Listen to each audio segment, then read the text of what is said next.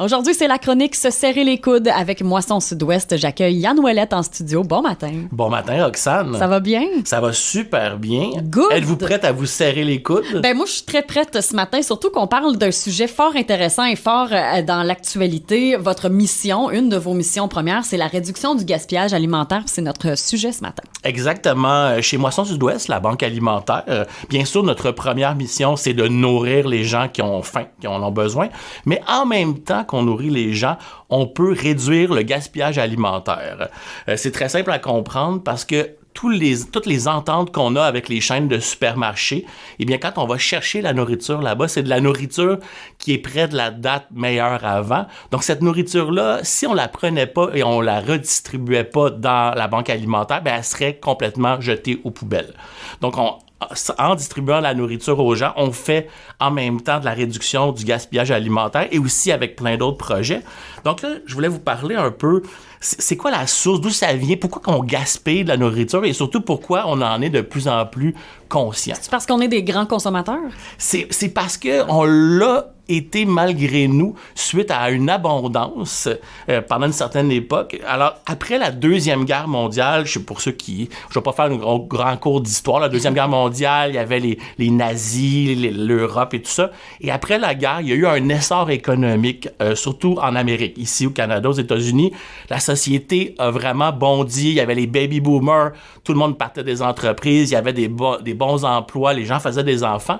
Et en même temps, il y avait l'industrialisation de la production de nourriture. Ça veut dire qu'il y avait des usines qui produisaient de plus en plus de nourriture, et puisqu'il y en avait beaucoup, il y avait plus de choix et elle coûtait moins cher. Donc, les gens avaient plus d'argent et la nourriture coûtait moins cher et il y avait une plus grande sélection. Donc, qu'est-ce que ça a fait? Ben, les gens on commençait à considérer que la nourriture, ben, c'était pas grave. On pouvait en acheter plein, puis même s'il y en a qu'on jetait aux poubelles, c'était pas grave parce qu'il y en avait plein et on n'était pas conscient des conséquences. C'est juste une question d'inconscience ou de manque de connaissances. Et alors, juste pour vous donner un petit chiffre, là, présentement, parce que là, on a parlé de la source et tout ça, au Québec, présentement, 16% des aliments comestibles qui entrent dans le système alimentaire. Ça veut dire même pas à la ferme. Ça veut dire des bons aliments qui sont sortis de la ferme et tout ça, qui rentrent dans le système. 16% d'entre eux sont gaspillés, sont jetés. C'est quand même un chiffre. 16%, t'es proche du 20%. Là, c'est proche d'un cinquième. Donc, il faut se poser des questions. Comment ça se fait que tout ça, c'est gaspillé? Pourquoi? Comment? Et tout ça. Puis on essaie de trouver, bien sûr, des solutions. Comme je l'ai dit tout à l'heure, si la nourriture qui est ramassée par les banques alimentaires dans les supermarchés, si on ne le faisait pas, elle serait carrément jetée aux poubelles parce que pour eux, quand ça arrive à la date, et on en parlera plus tard parce que je vais faire un petit segment à propos de c'est quoi le fameux meilleur avant, mais ça serait carrément jeté aux poubelles.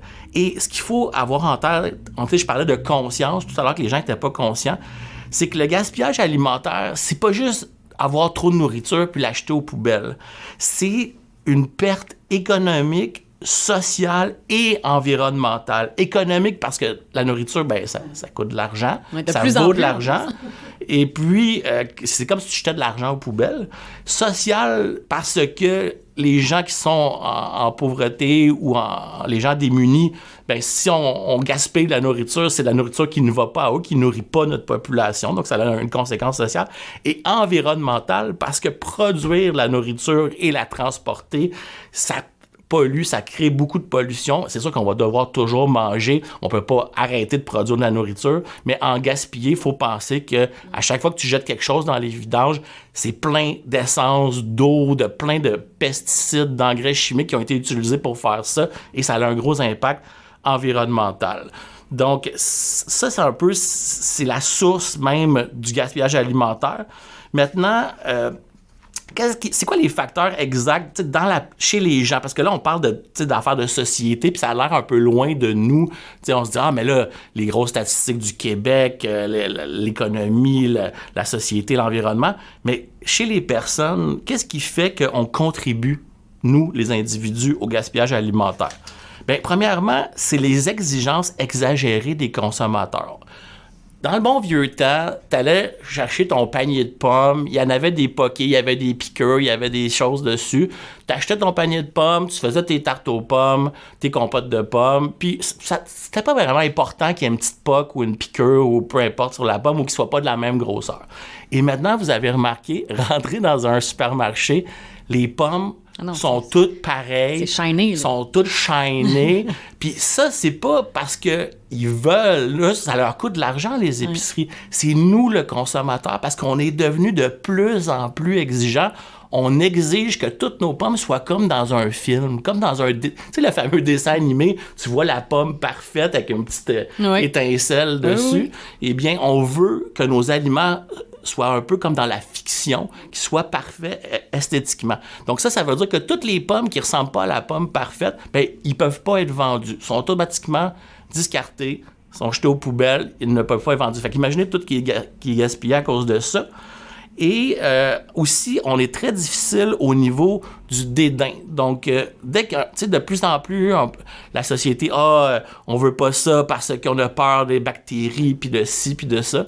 Donc, souvent, les aliments sont encore bons, mais, tu sais, il y a même des gens que, même avant la date meilleure avant, ils vont le jeter parce qu'ils ont dédain. Tu sais, fait que c'est ces exigences-là qui sont très grosses. Ensuite, il y a aussi la mauvaise planification de ton menu.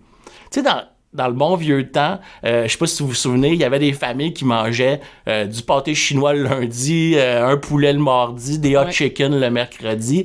Ben, ça avait l'air un peu plate comme routine, mais en même temps, c'était une planification du menu qui faisait que lorsque tu fais ton épicerie, eh bien, on achetait exactement ce qu'on avait besoin, on savait quelle recette on allait faire avec ça. Et maintenant, l'attitude du consommateur, parfois, c'est juste... je vais aller acheter de la bouffe, puis je vais remplir mon frigidaire, puis on achète un peu de n'importe quoi, mais on pense pas d'avance comment on va l'utiliser. Et c'est ça qui fait souvent qu'on l'utilise pas et que ça se retrouve... On l'oublie, là. On l'oublie dans les poubelles. Je parlais avant du coût environnemental des aliments. Pensez-y, là. Imaginez-vous un aliment. Là, il y a des tracteurs qui roulent pour labourer la terre. Il y a des tracteurs qui roulent pour arroser les aliments. Il y a de l'eau qui est utilisée pour arroser ça. Il y a des engrais qui vont là-dedans, qui se retrouvent aussi dans les cours d'eau parce qu'avec la pluie tombe, les engrais sont lessivés, ça se retrouve dans les cours d'eau. Il y a la lutte parasitaire, les pesticides, les fongicides, les herbicides. Il y a le transport, des camions qu'on met du diesel dedans qui transportent les aliments d'un entrepôt à l'autre. Les entreposages qui sont climatisés ou réfrigérés pour garder les aliments. Fait que imaginez là, combien de choses impacte l'environnement quand tu regardes juste ton brocoli dans ton frigidaire. On pense pas à ça, on est comme c'est un vieux brocoli, je vais l'acheter, mais on pense pas à tout cet impact-là derrière ça. Là maintenant, j'ai parlé du problème, j'ai parlé des facteurs. Là maintenant, parlons des solutions. Parce que on veut être positif, on veut des solutions. Parlons de la fameuse date meilleure avant. OK? Il y en a qui l'appellent la date d'expiration, la date de péremption. Mais si vous regardez clairement les mots utilisés sur l'imprimé, sur l'aliment, c'est vraiment écrit « meilleur avant » ou en anglais « best before ». Et ça, c'est important d'aller dans le mot parce que qu'est-ce que ça veut dire? Ça dit pas toxique après ou tu vas être malade. Ça dit juste meilleur avant. Et là, je vais vous lire ce qui est écrit exactement sur le site du gouvernement du Québec pour pas que vous pensiez que je parle à travers mon chapeau. Alors, c'est une citation, OK? Lorsque la date meilleur avant est dépassée, l'aliment peut changer. Perte de fraîcheur, modification du goût et de la texture ou diminution de la valeur nutritive comme la teneur en vitamine C. Les aliments périssables sont ceux qui s'altèrent plus facilement, comme le poisson, les viandes fraîches et les produits laitiers. Les aliments peuvent être consommés selon leur catégorie suite à la date meilleure avant. Donc, ce qui est important de comprendre, et là, je vais vous donner un site, je sais que ça va être long, peut-être les gens vont pas le noter, mais allez voir, c'est le site www.quebec.ca/santé/alimentation et /salubrité aliments. C'est comme un peu long, là. C'est un peu long, mais faites une recherche Google, salubrité des aliments Québec. Et puis, vous allez tomber là-dessus. Et là, vous allez pouvoir voir que c'est très nuancé. Selon, il y a 3 catégories d'aliments. Les aliments frais, les aliments qui sont entre les deux, puis les aliments plus qui se conservent à long terme. Et selon la catégorie, ben, ils peuvent être consommés après la date, mais heure avant, selon une période différentes selon la catégorie des aliments. Donc, cette espèce de mythe-là, que quand on arrive à la date, il faut absolument jeter l'aliment, eh bien, je viens de le débunker ici ce matin. Ensuite, une autre grande solution qui est aussi très mise en place par les organismes dans la région, les organismes desservis par Moisson Sud-Ouest, c'est la revalorisation des aliments moches. Donc, moche, qu'est-ce que ça veut dire? Moi, je trouve ça drôle. Parce qu'ils disent ugly en anglais. Ça veut dire laid. Et en français, j'ai cherché, la traduction, c'est moche. OK? Ça veut dire... Ils sont pas laids, mais tu sais, ils sont pas cute. Ils sont pas cute. Ça veut dire les vieux légumes un peu mous, les vieux fruits, le pain sec. Donc, je vais vous donner des trucs vraiment concrets. Comment réutiliser ces aliments-là pour les intégrer dans votre alimentation. Donc, les vieux légumes, qu'est-ce qu'on peut faire? On peut faire des potages. Potage, là, c'est super simple. Tu coupes ça en morceaux, tu mets ça avec de l'eau dans un chaudron, du sel, du poivre. Tu peux mettre un peu de poudre de bouillon ou un cube si tu veux. Puis après ça, tu mixes ça, soit avec une mixette, un blender, n'importe quoi. Ça te fait un super bon potage et on le voit plus qu'il est moche parce qu'il est mixé dans le potage. Tu peux couper ça en petits morceaux et faire des soupes aux légumes, la bonne vieille soupe aux légumes de grand-maman. Une fois coupé en petits morceaux, tu enlèves les bouts de lait sur les légumes, tu te fais une bonne soupe aux légumes, c'est santé puis c'est bon.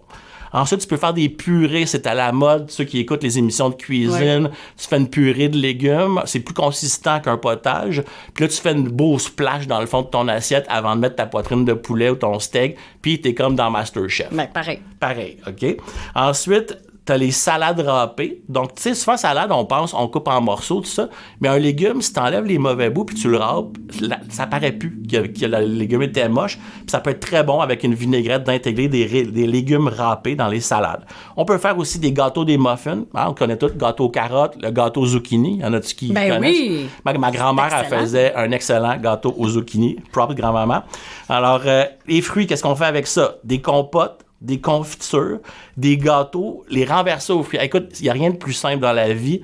Tu prends le vieux fruit moche, tu le coupes en morceaux, tu enlèves les bouttelettes, tu le mets dans le fond d'un plat, tu t'achètes un mélange à gâteau, n'importe lequel. C'est vraiment pas cher. Il y en a même au Dollarama, je pense. Puis tu sacs ça par-dessus ton fruit, tu mets ça au four, puis ça te fait un gâteau renversé, puis c'est super bon. Tu peux aussi déshydrater les fruits dans ton four pour faire des fruits séchés, pour faire des bons snacks, pour faire de la randonnée pédestre. Oui. Très important. Qu'on fait à chaque jour. À chaque jour, évidemment. Le pain sec, qu'est-ce qu'on peut faire avec ça? On peut le mettre au four avec un petit peu de sel, poivre, de l'huile pour faire des croûtons.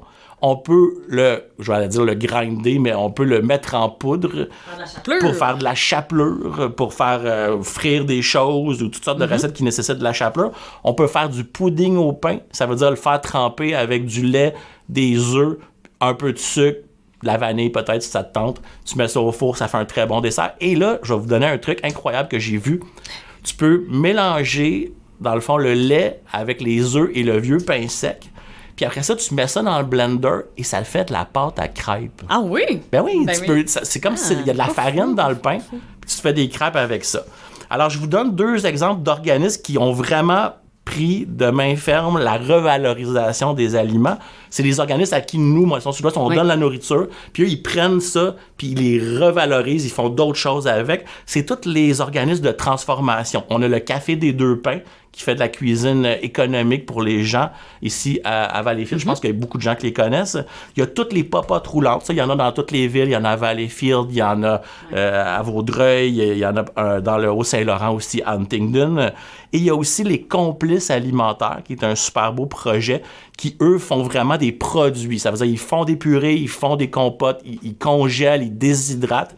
Et ils les redonnent aux gens démunis, mais ils le revendent aussi aux gens qui veulent investir de l'argent. Ben oui. Et leur recette, c'est de l'argent pour faire fonctionner l'organisme. Donc, c'est toutes sortes de trucs, là, c'est très concret. Vous êtes maintenant des pros de la revalorisation. Mais j'aime ça. On dirait qu'on le sait, mais il faut se le rappeler de temps en temps, puis de dire, là, on surconsomme, mais revenons donc à la base, puis être créatif. Je pense que c'est ça. Faire un petit effort pour cuisiner un peu plus. Oui. Donc, en conclusion, c'est très simple. Calmez-vous le dédain, OK? Les fruits et légumes moches, ben, ils sont quand même gentils, puis sont bons aussi, puis même des fois, ils sont plus sucrés. Ben, c'est OK? vrai, oui. Ensuite, planifiez mieux. Donc, faites un peu votre menu de la semaine, puis pensez à vos recettes. Cuisinez plus, on le dit. Et surtout, si ça vous tente pas de faire tous ces efforts-là, moi, j'ai une solution pour vous. Vous donnez de l'argent à Moisson Sud-Ouest, notre organisme, et plus nous, on a de capacité, parce qu'avec votre argent, on va acheter des camions, on va se payer des nouveaux camionneurs, des manutentionnaires, on va augmenter notre capacité de récupération alimentaire. Et qu'est-ce que ça va faire? Ça va réduire le gaspillage alimentaire. Une pierre deux coups, vous allez aider les démunis et vous allez réduire le gaspillage alimentaire. Alors, voilà. Récupérez et soyez créatifs. moissonsudouest.org, c'est le site web où aller. Ça vous tente d'offrir un don. C'est pas une fois par année. La fin, c'est à l'année, à chaque mois, évidemment. Rapidement, Yann, en terminant, il y a toujours le tirage du voyage qui est en cours. Il reste seulement quelques billets. Oui, c'est la plug de la fin. Ben oui. Alors, tirage Moisson Sud-Ouest 2024 avec un voyage au Club Med à gagner, une maison magnifique au Mont-Saint-Anne pour 8 personnes, 3 jours à louer et un crédit voyage de 500 $ à gagner chez Voyage Gendron.